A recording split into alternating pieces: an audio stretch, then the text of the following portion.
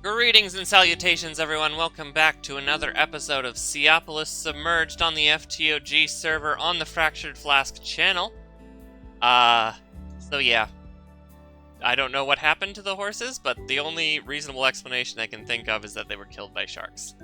But we will remember them in our hearts, and we will move on with today's episode, which is an exciting one because I've figured out a couple interesting things. First off, we've got this new warp pipe here, and this takes us to our brand new dock, which is right above our base.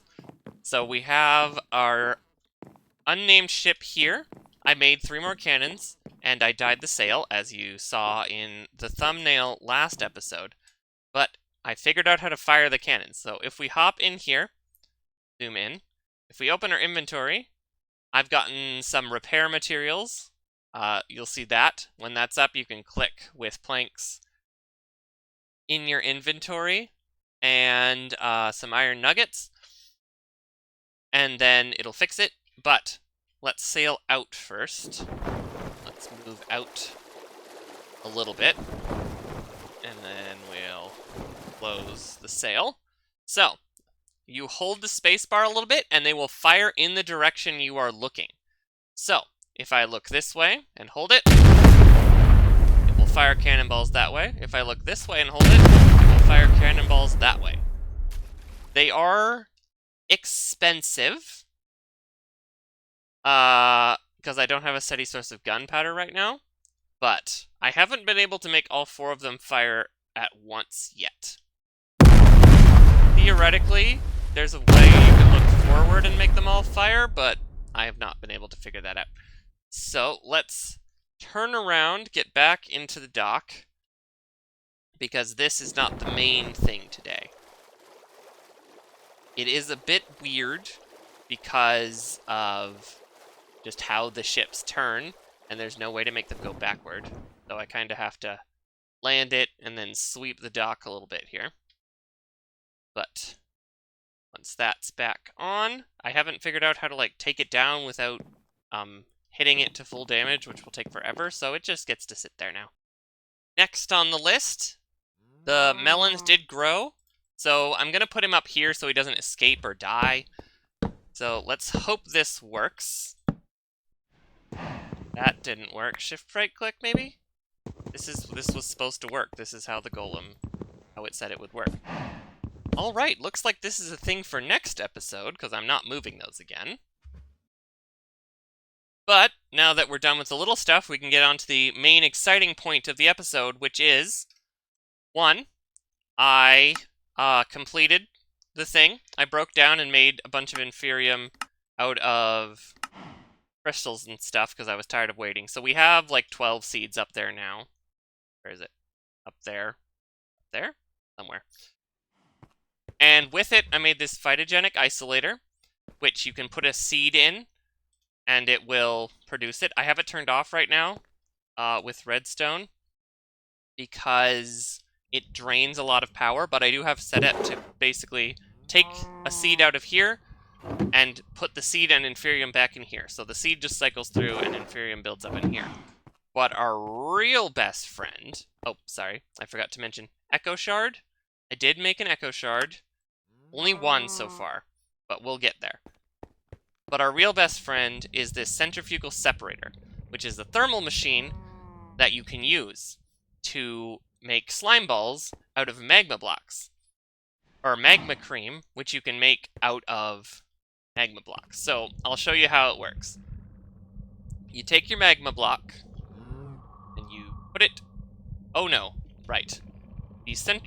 The magma block goes in the multi-servo press with this unpacking die, which is just made like this. You put the unpacking die in the multi-servo press, it creates magma cream, which you can then centrifugally separate into slime balls and blaze powder. Now, why do you need slime balls, you ask? Because slime balls, among many other things, can be used to make refined storage processor bindings, which is what we need for refined storage. So I have collected a bunch of stuff silicon and redstone are produced over there in our system. Certus quartz can be crystallized from dust also in the system, and then there's just iron to make quartz refined iron. So I have assembled this. These three machines will make a drive, or a controller, a disk drive, and a something else. What was it? A grid. And then this is all the materials for the necessary processors and everything. So if we look at the disk drive, we need an advanced processor, which is just apatite, dust, silicon, processor binding. We can do that. To make the controller, we need another advanced processor like that, and then we have quartz enriched iron, machine casing. Good. Now the grid is where it becomes the trouble, because we need these improved processors, which are just gold. We have that. We can do the destruction core, which is Certus quartz, and a basic processor, which is iron. We can do that.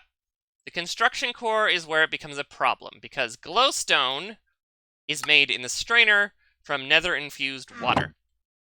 And if you look down here, glowstone is all the way down. We have to get to the nether to be able to make it. So I was discouraged, of course, because where do you get glowstone? You have to wait till the nether for refined storage? No. No, you do not. Because I remembered that witches drop glowstone.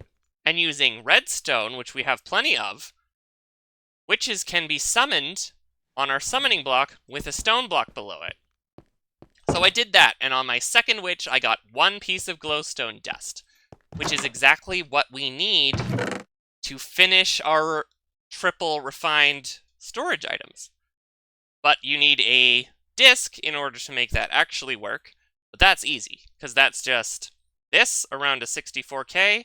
Advanced processors, we've seen those. We need 3 of these, so we need 12 improved processors, and then 36 of these things, and then just silicon and redstone. So I have collected all of that in here. So I think on this channel, it's the first time for our crafting montage. Let's go.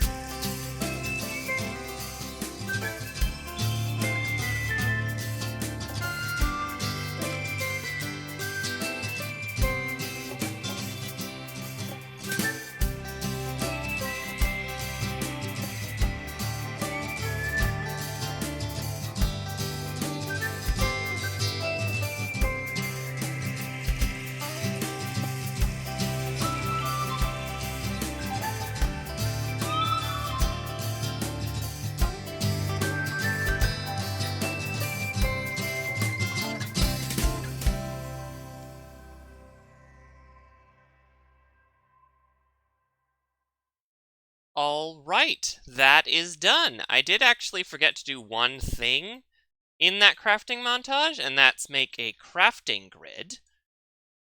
Lot of achievements all right away. So we're going to put this right here. So I'm going to take this down, take away the door, my axe in my inventory, and I'm too lazy to open it, of course. So we're going to put the controller here, because we're going to have some power. We're going to put the disk drive here, the crafting grid here. Now, power-wise, we're going to use a lapidary dynamo, and we're just going to power it with one thing.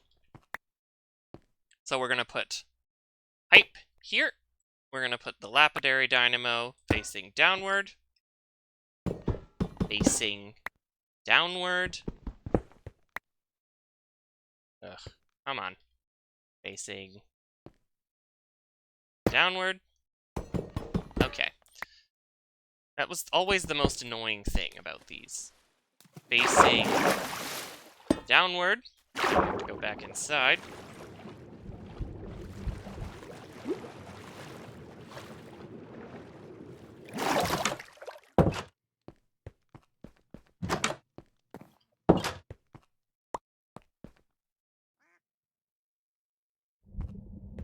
And we'll replace that controller, the framed drawer there. Take our pipe wrench, make that come out. Grab a stack of lapis from our system. 2, actually. Throw it in, and we should get a functional crafting grid that we can... Oh, I haven't put in the disk yet. Put in the disk, and we should be able to... Yes! In goes the stuff. So, let's go in here. Maybe we can pull out a bunch of stuff. Hopefully 164K is enough for the whole system. If it is not, I will just make another one, because they're not very hard, as you saw. So we'll throw all of this. Have a drawer for the luminous glass already. I think I'm going to maintain the bulk storage drawers, but the point of this was so I could do this and actually get inside. Awesome. So we have refined storage now. I'm going to transfer all of this, and I'll be back in a sec. Well, isn't that just lovely? The room is fully empty, except for a bulk storage, which I'm leaving there. And we have it all. It fits. And I don't think we're even close. As I think the AE2 discs have a restriction on how many different types of items. I don't think the refined storage do. So as long as we don't hit 64,000 items total, we're fine. So we have a lot of storage before we're going to have a problem. Now, we are going to end the episode in a minute here, but before we do, there's one more thing I want to cover. Let me introduce you to our friend here. He does not have a name, but he lives in a cage and he produces eggs. And those eggs helped push me over the line to almost 2 full double chests. This is enough food to get our hearts to maximum. So this fish fillet stack is going to go away. And unless I'm going on an adventure and I need something more practical, I'm eating out of this chest from now on. So let's start it off right here. Let's get some hearts on camera, and then I'll eat the rest as we go on. So it should be 2 more. Minced beef, raw mutton chops, yes, 2 more hearts. So yeah, once I'm hungry enough, I will get through all of this, and we will have a ridiculous amount of hearts for whatever adventures we go on next. Which we're coming up on the part where we have to adventure through a bunch of different dimensions, so this is very timely. Alright, just to finish the episode, I looked up the melon golem thing. Turns out you have to have a stick in both hands. So, theoretically... Haha! Hello. Melon golem. I think they're combat golems, so not too useful here. But, apparently you can put blocks on their head. So I am going to get this man a scuba helmet. Why am I still going in here? We're going to get a luminous glass scuba helmet. Oh! He can use the elevator. That's interesting. So I guess he's just gonna hang around the base now. But yeah, this is our friend. Name suggestions in the comments. But with that, I think that's quite a productive episode. We have refined storage now. Hopefully next time I'll have produced a little more echo and we can start producing stuff down here and eventually get to the nether. But thanks for watching. Later.